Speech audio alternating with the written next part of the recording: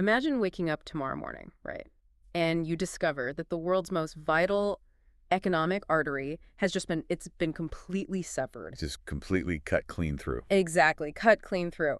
And yet, as you're scrolling through your newsfeed, the political and military leaders of your country are standing at these podiums and they're aggressively claiming total unprecedented victory. Yeah, it's a completely jarring disconnect. It really is. I mean, you're looking at skyrocketing prices, a panicked stock market, an impending global crisis, but the official narrative is, that everything is going perfectly to plan. It's basically the geopolitical equivalent of a surgeon proudly announcing that the operation was a flawless success right as the heart monitor flatlines behind them. Oh man, that's a terrifyingly accurate way to put it. The sheer cognitive dissonance between the declared reality and the physical reality is just staggering. And that massive disconnect, that is the beating heart of today's deep dive. Yeah. We are unpacking a huge stack of sources today. A really towering stack. Yeah, we've got articles, geopolitical analysis, leaked documents, broadcast transcripts, all focused on what the U.S. administration is currently calling Operation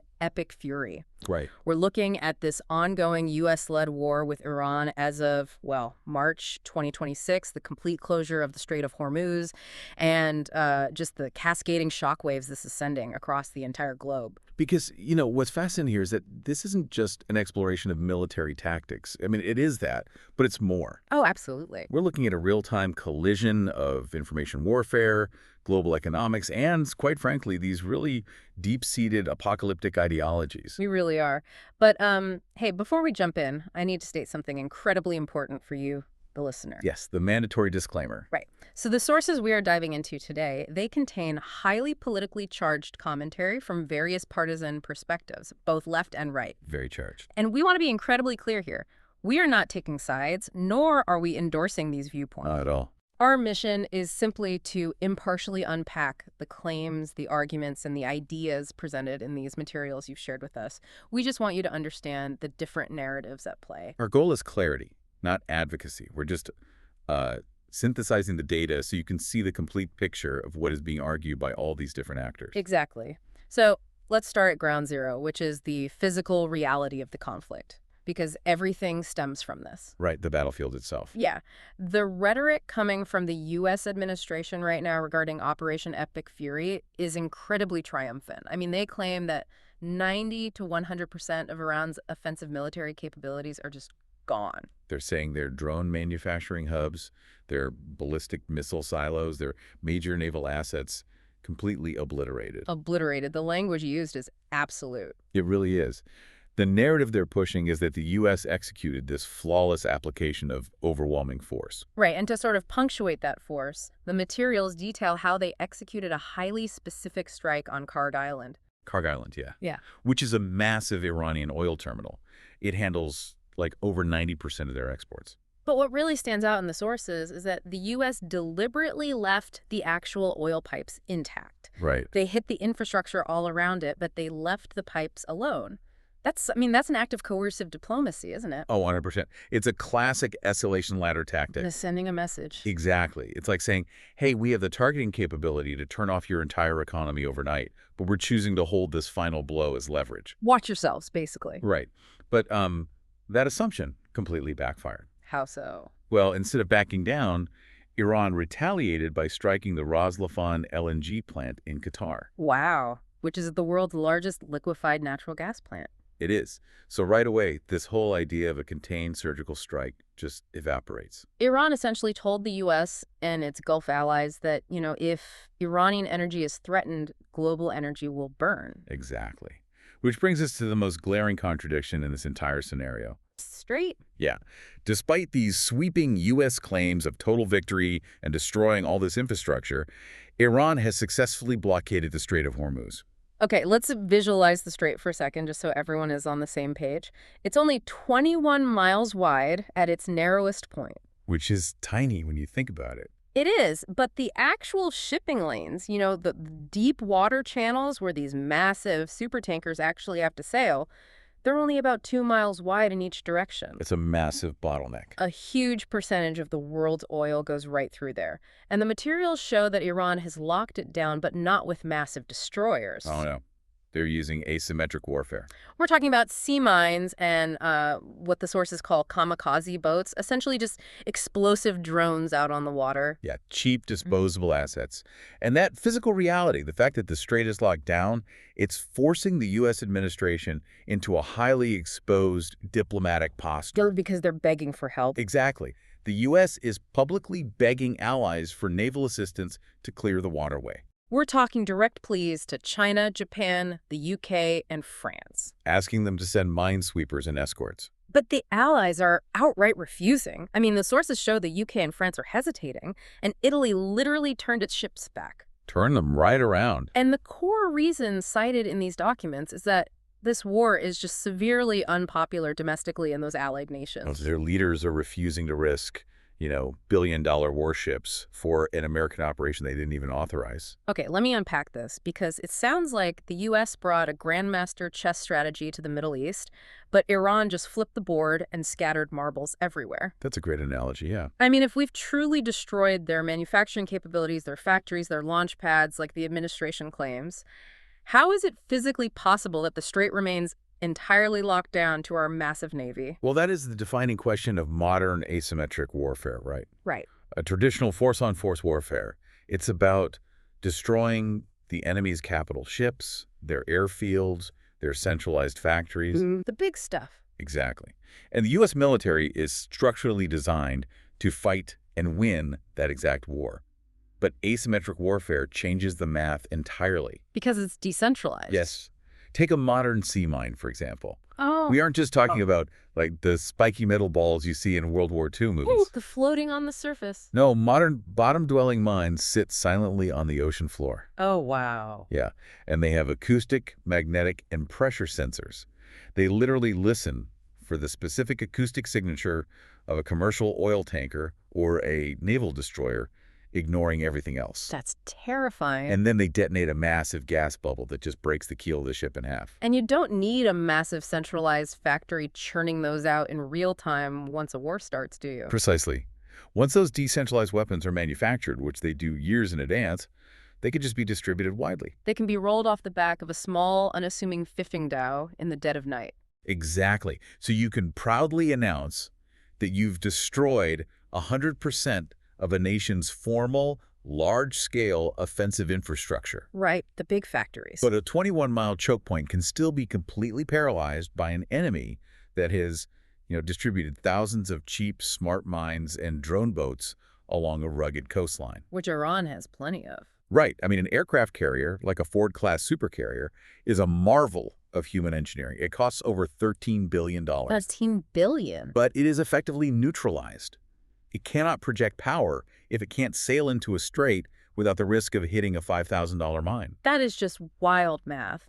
So declaring a traditional military victory because you bombed a factory is fundamentally meaningless if the ultimate strategic objective, keeping the economic waterway open, completely fails. It's totally meaningless. And it's an issue of terrible risk to reward math for the Allies too, right? Because a sea mine doesn't check the flag on the stern of the ship. No, it really doesn't. It doesn't care if the destroyer belongs to the US, the UK, or Japan. No prime minister in London or Rome is going to sacrifice a billion-dollar naval asset to hunt for cheap explosives just to save face for an American administration. They absolutely won't. And that physical blockade, it forces an immediate, brutal economic reckoning. Oh, absolutely. This isn't just a military embarrassment anymore. It is the catalyst for a severe global economic crisis. Which hits you, the listener, right in the wallet. The sources outline a truly grim economic picture here. Very grim. I mean, oil futures are skyrocketing. The materials report Dubai crude at over $150 per barrel. 150, just think about that. And the U.S. is facing brutal inflation data.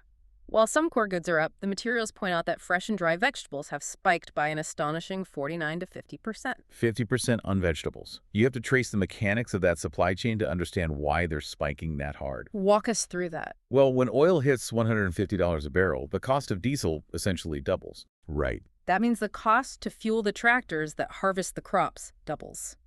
The refrigerated trucks transporting the food across the country, they cost twice as much to run. Wow, it just cascades. It does. Furthermore, modern agriculture relies heavily on fertilizers that are produced using natural gas and petroleum byproducts. So the physical supply shock happening over in the Persian Gulf bleeds instantly into the soil of a farm in the American Midwest. Yes, and ultimately right into the price tag at your local grocery store. And staring down the barrel of this crisis, the Federal Reserve, under Chair Jerome Powell, has left interest rates unchanged. They're hovering between 3.5% and 3.75%. Right, they're paralyzed. The analysis in the sources points to the terrifying prospect of stagflation here. Stagflation is the worst case scenario. Yeah, that's zero net job creation in the private sector paired with stubbornly high inflation. Now, we know that typically central banks raise rates to cool down a hot economy by making borrowing more expensive. Right, that's the standard playbook. But in a supply shock environment like what's happening now, that tool is useless, isn't it? It's actually worse than useless. It's actively destructive. Really? Yeah. If inflation is driven by excessive consumer demand, people buying too much, then raising rates works. But the inflation described in these sources is caused by a physical bottleneck. There's literally just no oil coming through. Exactly. Tweaking interest rates in a boardroom in Washington, D.C. does not put more oil on tankers. And it does not magically synthesize fertilizer out of thin air. So Powell is stuck. He is. If Powell raises rates dramatically to try and crush this inflation, he makes it prohibitively expensive for American businesses to borrow the capital they desperately need to adapt their supply chains. Oh, so they can't even pivot. Right. He would trigger mass layoffs without actually lowering the price of food and gas because the physical scarcity still remains. Hence, stagflation. Yeah. A stagnant job market completely crushed by high prices. Exactly. But the economic threat discussed in the materials goes far beyond just extensive groceries. Yeah, let's get into the geopolitical side of the economy. Because Iran is allegedly threatening to allow ships to pass through the Strait only if they trade in Chinese yuan. This is huge. They are directly challenging the entire petrodollar system. I would argue this is the most structurally significant point in the economic sources we're looking at. Break that down for us. Well, the petrodollar system isn't just a trading preference. It is literally the bedrock of American economic hegemony. Okay. Back in the 1970s, the U.S. struck an agreement with Saudi Arabia and other OPEC nations.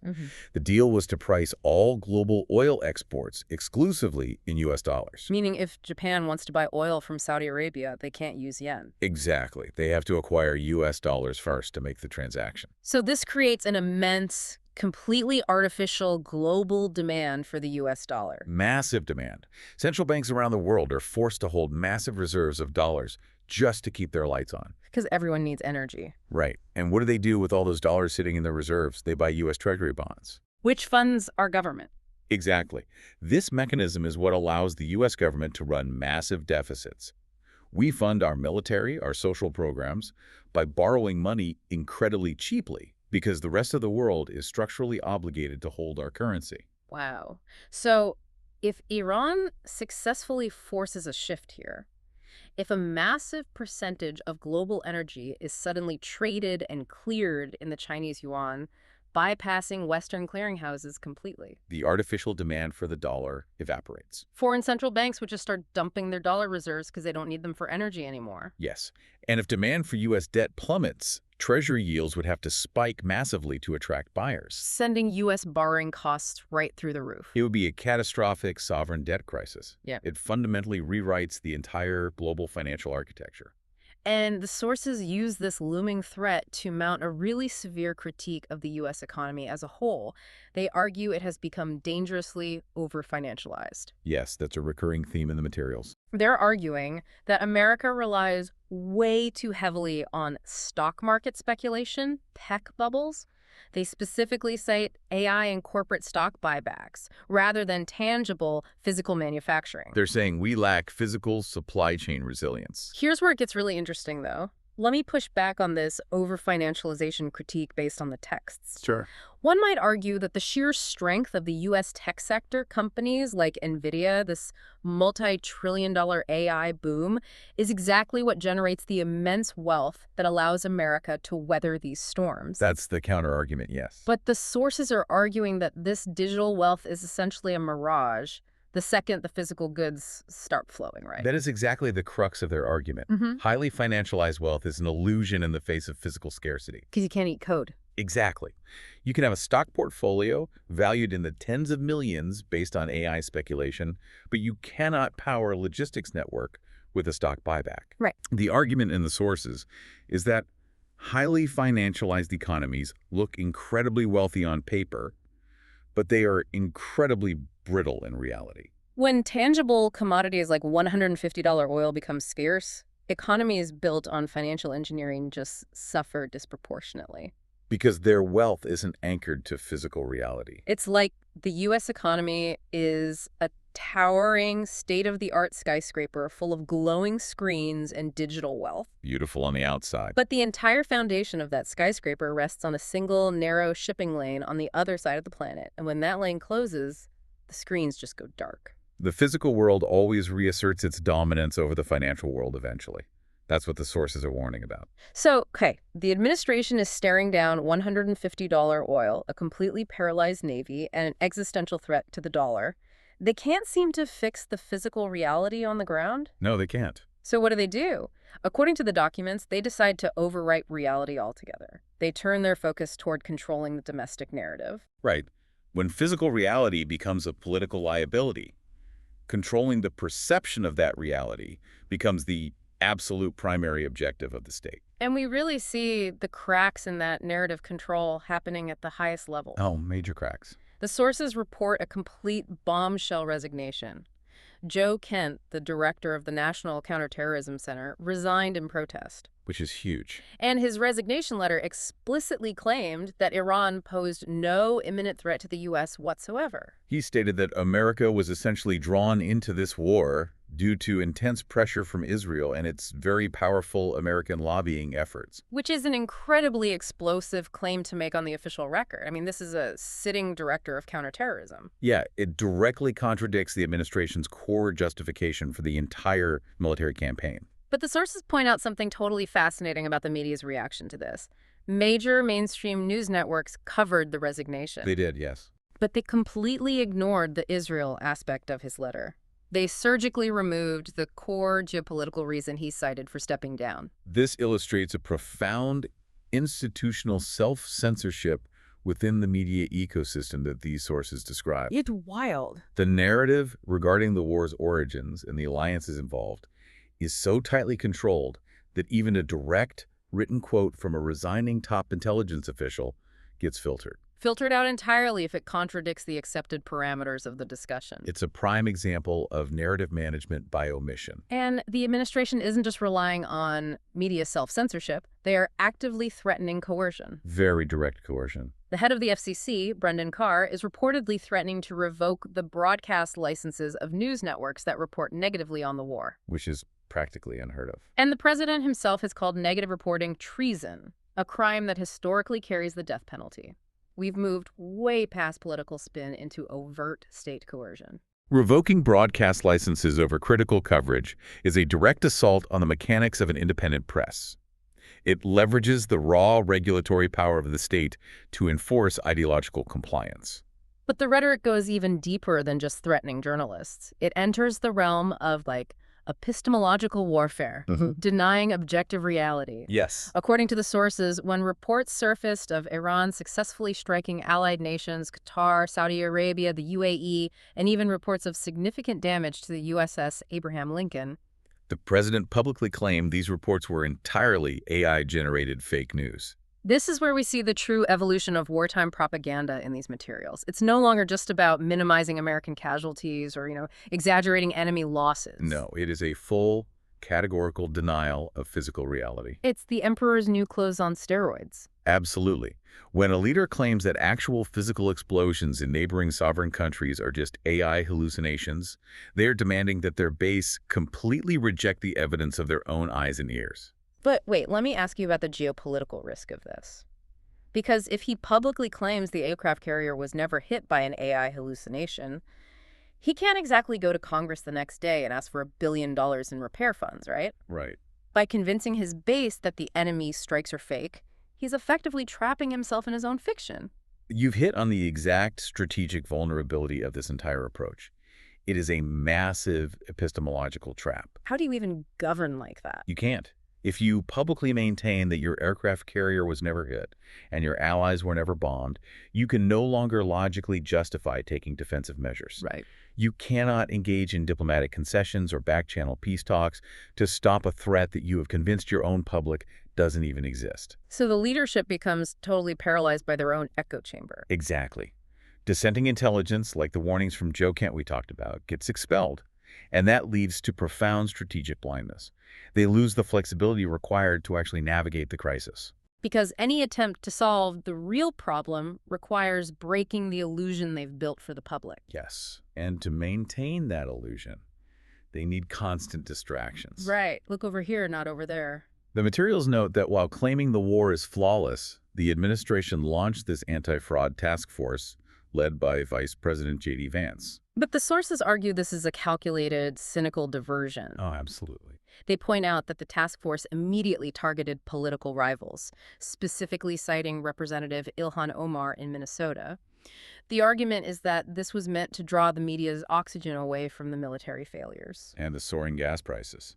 It's the classic political deployment of a shiny object. When the primary policy is failing catastrophically, you manufacture a domestic scandal to occupy the news cycle. It's a very old trick, just updated for the modern era. Now, speaking of Joe Kent's resignation letter earlier, he explicitly cited Israeli influence as the catalyst for the broader conflict in the Gulf. Yes, he did. And that connection pulls us directly into the source material's intense focus on the expanding northern front involving Israel and Lebanon. Because the sources really suggest that the naval conflict in the Persian Gulf is inextricably linked to the military actions unfolding in the Levant. You can't untangle them. No, you cannot understand the geoeconomic crisis without understanding the territorial one. Okay, so let's look at the materials. They detail a massive, expanding Israeli military campaign. Israel has launched a devastating bombing campaign across Lebanon, including striking the capital, Beirut. It's an intense escalation. But it's not just an air campaign.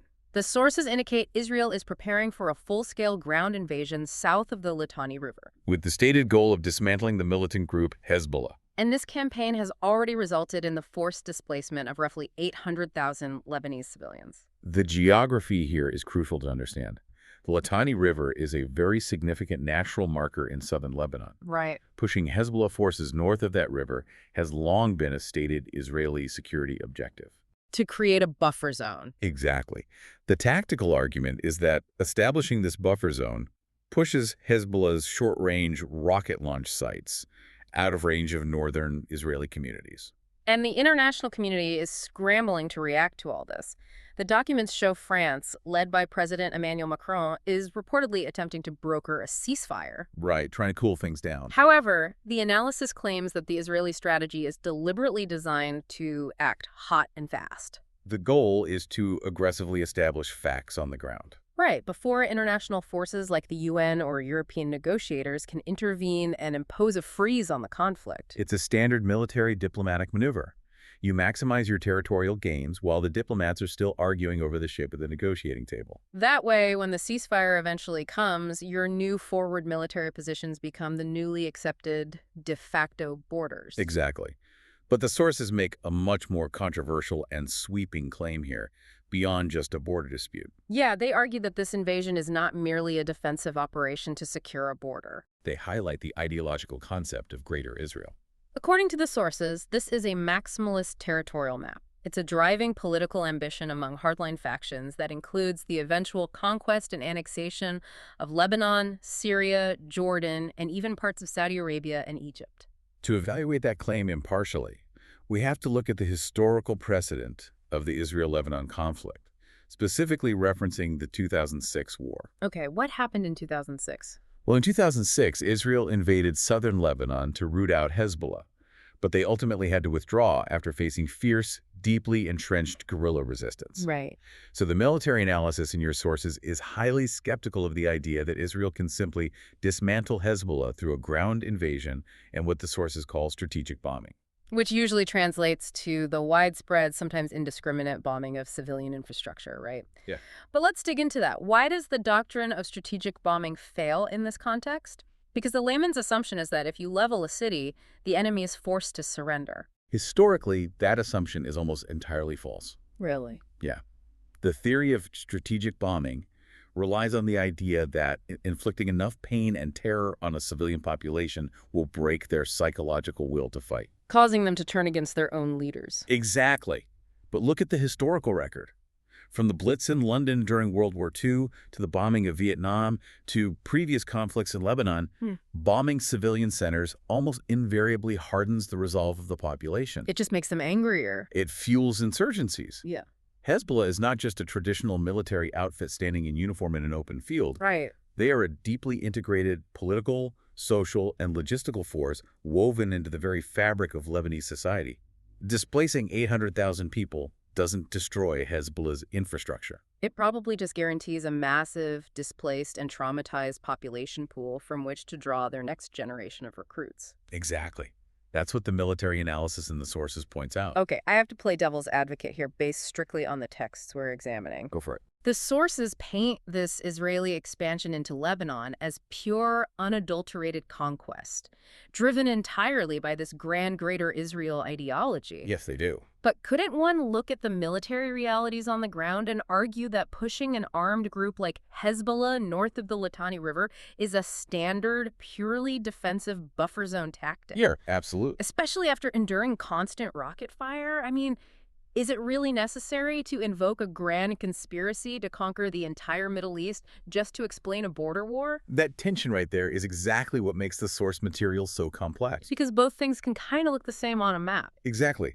If you look purely at the tactical map moving armor to a river line to create a physical buffer, it perfectly mimics a standard defensive national security maneuver. Right. However, what the sources are doing is synthesizing the rhetoric surrounding those tactics. The things the politicians are actually saying. Yes. They heavily emphasize quotes, speeches, and ideological posturing from hardline Israeli officials and their American supporters who openly embrace the biblical maximalist borders of Greater Israel. So the argument is that the defensive necessity on the border might be real, but it's being utilized as a sort of Trojan horse. Precisely. The synthesis of the sources suggests that for the ideological hardliners driving the overarching policy, the defensive buffer isn't the ultimate goal. It's just a stepping stone. It's a convenient, strategically justifiable stepping stone for a much larger ideological project of territorial expansion. They're utilizing the universally accepted language of national security to advance a deeply religious and territorial ambition. And the mention of biblical borders and religious ambition brings us to the final and honestly maybe the most profound underlying theme of these sources. The religious ideology driving it all. Yes. The profound apocalyptic religious ideologies that the sources claim are acting as the true engine for these geopolitical policies. This is where traditional geopolitical analysis completely breaks down, to be honest. Because traditional analysis assumes what? It assumes state actors operate based on rational self-interest. Securing trade routes, protecting the economy, ensuring national survival. Exactly. But the sources highlight a specific, very significant faction of the U.S. political base, primarily Christian evangelicals. And the assertion is that this highly influential bloc supports the Middle East conflict, and specifically the aggressive expansion of Israel, not for strategic reasons. Not to protect shipping lanes. And not for economic stability. They support it because of end times or rapture theology. We are talking about dispensationalist eschatology. Which is the theology concerning the end of the world and the return of the Messiah. Yes. To really ground this, the text points to a specific piece of evidence, a 2018 speech given by Pete Hegseth. Who in the timeline of these sources is the current U.S. Secretary of Defense. Right.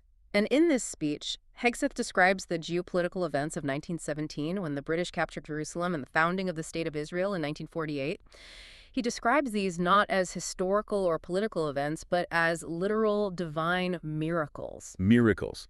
And he explicitly, publicly hopes for the miracle of reestablishing the Third Temple on the Temple Mount in Jerusalem. Now, for those unfamiliar with the geography and the theology of Jerusalem, that is not a casual political hope. Not at all. The Temple Mount is currently home to the Al-Aqsa Mosque compound, which is one of the holiest sites in all of Islam. Right.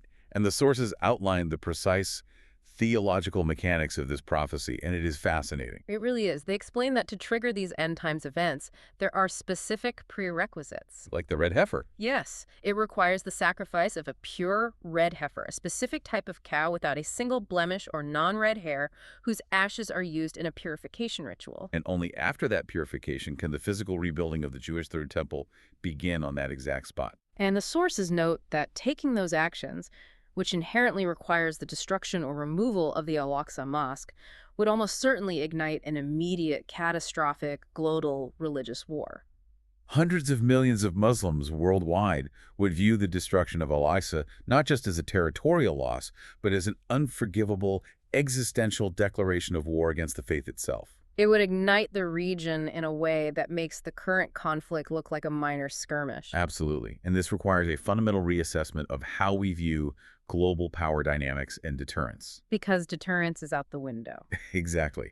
If you are an intelligence analyst trying to understand global affairs, you rely on deterrence theory. Deterrence, like mutually assured destruction during the Cold War, relies on a shared baseline assumption. Which is that both sides fundamentally want to survive. Right. The fear of catastrophic consequence prevents the action. The idea that I won't launch my nukes because you'll launch yours and we both die. Exactly. But what happens to traditional statecraft when a powerful political faction, or even a sitting Secretary of Defense, is motivated by apocalyptic eschatology? It breaks down. Completely. If a key decision-maker fundamentally believes that initiating a global catastrophe will literally trigger divine salvation and the return of a Messiah, deterrence breaks down completely. Traditional diplomatic levers, sanctions, threats of war, economic blockades, they become completely ineffective. Because the actor wants the catastrophic outcome. It's like trying to negotiate with a pilot who is intentionally flying the plane into a mountain, not because he's suicidal, but because he genuinely believes there is a divine paradise on the exact other side of the rock face. That is a brilliant way to phrase it. You can't threaten him with the crash because the crash is his objective. That is exactly the dynamic the sources are describing. The threat of global war is no longer a deterrent. It is a theological prerequisite. So how does the rest of the world react to that? I mean, how do secular nations in Europe or rising powers in Asia even begin to counter a superpower whose foreign policy is allegedly being steered, at least in part, by a desire to literally bring about the end of the world? It introduces massive, unprecedented instability into global alliances. I would imagine so. And this connects perfectly back to our earlier discussion about the economy, the petrodollar, and the refusal of allies to send ships to the Strait of Hormuz. Oh, right. If secular allies, say France or Japan, realize that U.S. foreign policy has become totally unmoored from rational self-interest. If they see that America is willing to sacrifice global shipping, risk a $150 barrel of oil, and trigger hyperinflation, all to serve an apocalyptic ideological goal, They are forced into a corner. they realize they are chained to a pilot aiming for the mountain. Yes, they realize they cannot rely on the U.S. for rational security or economic stability. They have to jump out of the plane. Exactly. This realization radically accelerates the decoupling process. It forces these nations to actively look for alternatives to the U.S. dollar, alternatives to the U.S. Navy for maritime security, and alternatives to U.S. geopolitical leadership. Wow. It accelerates the exact decline of American global hegemony that the sources highlighted back in the economics section regarding the petro-yuan. So the ideological extremity at the top directly drives the economic isolation at the bottom. Yes, they are entirely linked. Let's pull all of these complex threads together. This has been a massive journey through a really dense stack of sources. We covered a lot of ground today. We really did. We started by looking at the physical reality. A U.S. military claiming total unmitigated victory while simultaneously begging for Allied help because a 21-mile choke point, the Strait of Hormuz, has been completely locked down by asymmetric drone and sea mine warfare. A physical reality that proves overwhelming technological superiority in $13 billion aircraft carriers cannot always guarantee strategic success against a decentralized asymmetric threat. Right. And we then followed that physical blockade to its inevitable mathematical conclusion: severe economic shockwaves. The $150 oil. Yes, oil at $150, the structural threat of the petro-yuan bypassing the U.S. dollar, and the terrifying reality of stagflation hitting you right at the grocery store checkout line. exposing the severe fragility of an over-financialized economy that relies on stock buybacks rather than tangible resilience. Which then forced the political leadership into a desperate corner, leading to a massive domestic information war. Denying physical attacks as AI hallucinations, threatening to revoke the licenses of the press, and fracturing alliances to maintain a fabricated narrative. And finally, we tracked how that regional instability is supercharging the Northern Front, with an Israeli invasion of Lebanon potentially fueled by a maximalist Greater Israel ideology. All of which is being cheered on by a faction in the U.S. that is literally looking to spark a biblical apocalypse on the Temple Mount. It is the ultimate geopolitical butterfly effect. A cheap acoustic mine rolled off a fishing boat in the Persian Gulf ultimately connects to the price of your vegetables, the freedom of your domestic press, and the eschatological ambitions of superpower leaders. It's all connected. And that's what I want to leave you with. This isn't just distant theory playing out on a map in a situation room somewhere. The reason your grocery bill is soaring, the reason your gas is unaffordable, and the reason the news media is facing existential threats, it all traces back to this complex, tangled web of drones in the Gulf and ancient ideologies in the halls of power. It's a sobering thought. It is. But I want to leave you with one final provocative thought that builds on everything we've unpacked today. Okay. Think about this. If the power of the U.S. dollar, the viability of our entire supply chain, and the stability of the global economic order are so fragile that they hinge entirely on the safe passage of oil tankers through a single 21-mile strait halfway across the world, what happens to global power dynamics if a nation simply opts out? If a country successfully transitions to a fully localized, self-sustaining green energy grid, do they instantly become immune to these Middle Eastern geopolitical chokeholds? That's a fascinating question. Does the end of the oil era completely rewrite the map of who holds power in the world, stripping leverage away from those who control the straits and handing it to those who control their own localized energy? It would change everything. It really would. Something to think about the next time you look at the price of gas or watch a politician claim that a physical explosion is just an AI hallucination. Thank you for joining us on this deep dive into your sources. Keep questioning the narratives, keep looking for the underlying mechanisms, and we'll see you next time.